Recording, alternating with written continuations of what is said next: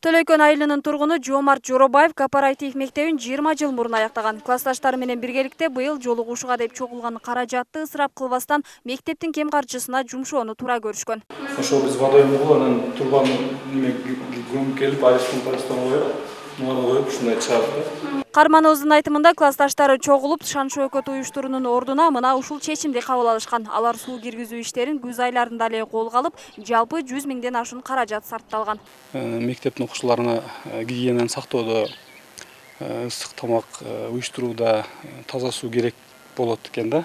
Анан ошого ушул маселе көтөрүлгөндөн биз чогулуп, балдар барды колдоп, ушул мектепке бир суу кампасын куруп, анан ашканасына киргизип, ысык суу, муздак суу киргизип берүүнү демилге көтөрүп жасап бердик. Аталган мектепте көп жылдан бери суу маселеси көйгөй жаратып келген. Окуучуларга тамак берүүдө каналдан чакалап суу алып келип, сууну араң пайдаланышчу. Айрыкча жамгыр жааганда суу ылайланып, аргасыздан колдонууга мүмкүн болуп калган учурлар болгон. Эми мындан ары бул жагдай маселе жаратпайт.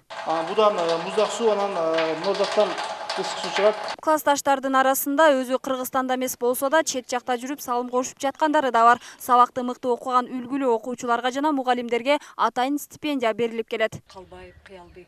Мына 2 жылдан бери биздин кооператив мектебинин эң мыкты окуучуларга жана активист окуучуларга стипендиясын берип келет.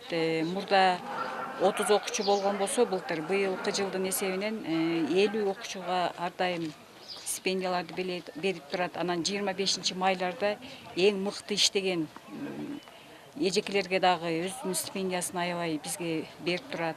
Ал эми мына ушундай арчаларды да 20 жыл мурун мектепти аяктагандар отургузган. Быйыл 10-20 жылдык жолугушууга тыюу салынардан мурун эле март айында 150дөн ашуун арча көчөттөрүн тигишкен. Айтымдарында эрте жаздын келиши менен айылды көрктөндүрүүнү да унутта калтырышкан эмес. Бул биздин борбордук көчө болчу. Бул жагы Ат майдан. Ат майдандын көп мисалы үчүн көп майрам шөкөттөр болот. Ошого да бир айылыбызга көрк болуп тоздук үчүн отургузулду.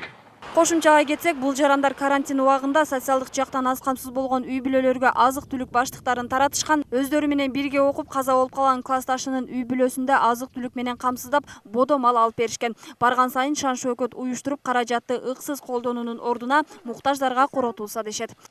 Мимоза Жаныбек кызы, Мусулманкул Шакиров, Ынтымак.